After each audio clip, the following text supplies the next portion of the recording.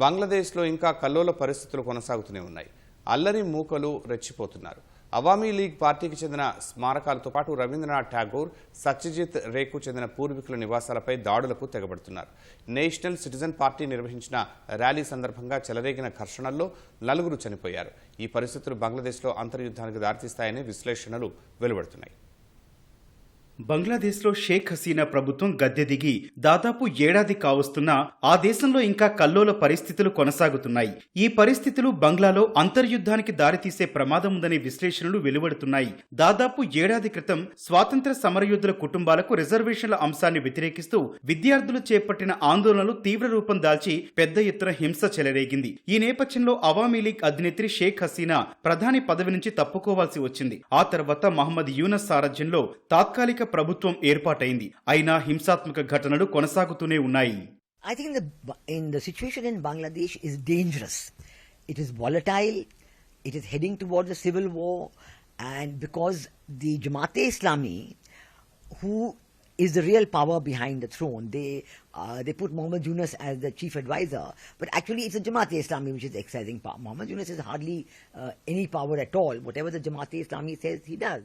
బంగ్లాదేశ్లో జరిగిన తాజా అల్లర్లలో 4 చనిపోయారు. బంగ్లాదేశ్ వ్యవస్థాపకుడు ముజీబుర్ రెహమాన్ సొంత గడ్డ గోపాల్గంజ్లో నేషనల్ సిటిజన్ పార్టీ నిర్వహించిన ర్యాలీ సందర్భంగా పెద్ద ఎత్తున హింస చెలరేగింది. షేక్ హసీనా మద్దతుదారులు పోలీసుల మధ్య సంఘర్షణ చోటు చేసుకుంది. ఈ ఘర్షణలో 4 పౌరులు చనిపోయారు. ఈ అల్లర్లకు సంబంధించి 14 మందిని అరెస్టు చేసిన పోలీసులు బాధ్యులపై కేసులు నమోదు చేస్తున్నట్టు చెప్పారు. గోపాల్గంజ్లో కర్ఫ్యూ విధిస్తున్నట్లు మహమ్మద్ యూనస్ కార్యాలయం ప్రకటించింది. అవామీ లీగ్ అధినేత్రి షేక్ హసీనా భారత్లో ఆశ్రయం పొందుతున్నప్పటికీ ప్రజల్లో ఆ పార్టీ పట్ల ఆదరణ తగ్గలేదనే విశ్లేషణలు వెలువడుతున్నాయి. అలాగే ప్రతిపక్ష బీఎన్పీ ఓటు బ్యాంకు కూడా బలంగా ఉన్నట్లు తెలుస్తోంది. ఈ నేపథ్యంలో బంగ్లాదేశ్లో అధికారంపై కన్నేసిన జమాతే-ఇస్లామీ, నేషనల్ సిటిజన్ పార్టీలు పరిస్థితులు తమకు అనుకూలంగా లేకపోవడంతో హింసను ప్రోత్సహిస్తున్నాయనే ఆరోపణలు వినిపిస్తున్నాయి.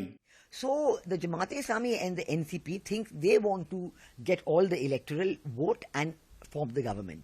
But the vote bank for the Awami League, the vote bank for the BNP, that's still intact. It has not gone anywhere. So it's a very dangerous situation, because when Jamaat-e-Islami and NCP are not getting their way, they are resorting to violence, they are resorting to killing, and they are resorting to destroying further the memory of the liberation war, the memory of Sheikh Mujibur Rahman, the memory of cultural relations with India. So they are attacking Satyajit Ray's home and destroying it. They are going to Gopalganj and destroying the memorial for Sheikh Mujib. It is absolutely dangerous. బంగ్లాదేశ్లోని ప్రస్తుత పరిస్థితుల్లో ప్రజా ప్రతిఘటన చాలా ముఖ్యమనే అభిప్రాయం వినిపిస్తోంది. భవిష్యత్తులో జమాతే-ఇస్లామీ తమ నియంత్రణ కొనసాగుతుందని, ప్రజలు తమను అడ్డుకోలేరని అనుకోవటం నిజం కాదని విశ్లేషకులు అంటున్నారు. పరిస్థితులను చాలా జాగ్రత్తగా పరిశీలిస్తూ హింసాత్మక ఘటనలపై స్పందించాల్సి ఉందని సూచిస్తున్నారు. ఆయా పార్టీలు బంగ్లాదేశ్ను నాశనం చేస్తున్నాయని, అలాంటి చర్యలను అనుమతించకూడదనే వాదనలు బలంగా వినిపిస్తున్నాయి.